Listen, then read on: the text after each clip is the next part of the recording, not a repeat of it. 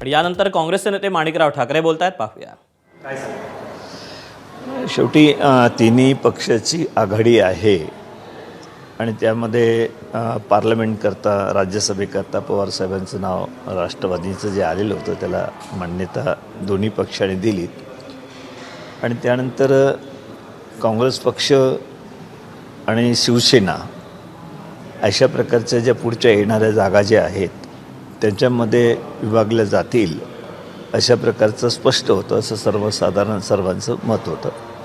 आणि त्यानुसार मला वाटतं की जर शिवसेनेला उमेदवार तशा पद्धतीनं द्यायचा असला तर त्यांनी काँग्रेसचे जे प्रांताध्यक्ष आहे त्यांच्याशी पक्ष नेतृत्वाशी त्या संदर्भामध्ये बोलायला पाहिजेत आणि बोलले गेलं असेल कदाचित, मला त्याबद्दलची माहिती नाही आहे, परंतु शेवटी याच्यामधून काहीतरी मार्ग निघेल अशा प्रकारची अपेक्षा आहे.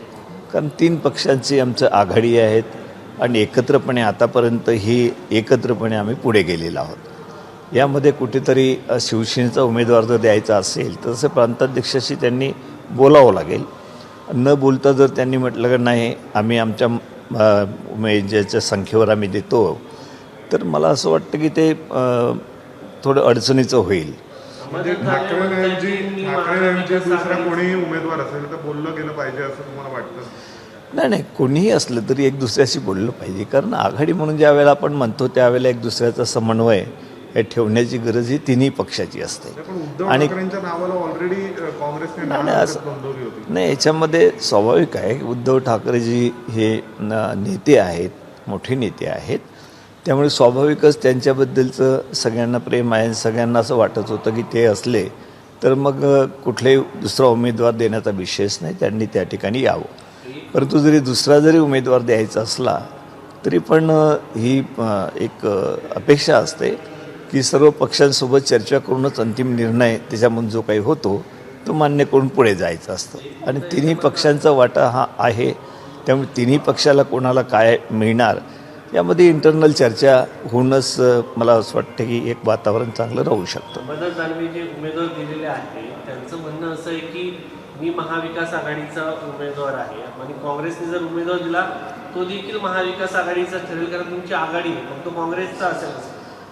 नाही, कदाचित माहीत नाही, परंतु याच्या संदर्भामध्ये दानवेजींनी जे बोललं असेल तर स्वाभाविकच आहेत. जी संख्या एकूण आहे तिन्ही पक्ष मिळून त्या ठिकाणी एक उमेदवार हा देऊ शकतो. आणि उमेदवार जर द्यायचा असेल तर आघाडीचं म्हटल्याशिवाय त्यांनी जर म्हटलं की नाही आमच्या पक्षाचं आहे तिथंच वेगळेपणा दिसून येईल, म्हणून कदाचित त्यांनी आघाडीचा उमेदवार मी आहे तसं म्हटलं. परंतु त्यानंतरसुद्धा चर्चा करते, आणखी वेळ आहे, या दरम्यान चर्चा होईल आणि अंतिम निर्णय त्यावर होऊ शकेल. काँग्रेसने जर उमेदवार दिला तर तो महाविकास आघाडीचा म्हणायचा की काँग्रेस? नाही, अद्याप देण्याचा निर्णय घेतला असं नाही म्हटलेलं आहे की आम्ही देऊ म्हटलेलं आहे प्रांताध्यक्षांनी. मग त्यासाठी चर्चा करण्याला वेळ आहे आणि त्या चर्चेनंतरच खरं काय ते आपल्याला कळेल. शरद पवार यांचा पक्ष तुम्हाला पाठिंबा देईल की ठाकरे? तो प्रसंगच येणार नाही की कोणाला पाठिंबा द्यायचा की त्याला पाठिंबा द्या. मला तरी वाटतं की आज दिवसभरामध्ये काहीतरी घडामोडी घडतील, एक दुसऱ्याची चर्चा होईल आणि अंतिम निर्णय त्याच्यावरचा होईल. म्हणजे अशा प्रकारे काँग्रेस उमेदवार देईल, ते देईल, कोणाचा पाठिंबा, अशा प्रकारची काही परिस्थिती नाही, अशा प्रकारचं होईल असं मला वाटतही नाही. ठाकरे नेहमी असंच करतात की कुठली चर्चा न करतात अशा पद्धतीचा निर्णय घेतात. त्यांनी याच्या अगोदर देखील लोकसभा निवडणुकीच्या दरम्यान असाच निर्णय घेतला सांगलीमध्ये, शेवटी त्यांचा उमेदवार पडला. महाविकास आघाडीचा धर्म ठाकरेला निभावता येत नाही. नाही, मला असं म्हणायचं नाही. आतापर्यंत आम्ही हातात हात घालून चाललेलो आहोत. महाविकास आघाडीमध्ये कुठेही अशा प्रकारचं वृत्ती आलेलं नाही की एक दुसऱ्याच्या विरोधामध्ये निवडणूक लढलेत म्हणून.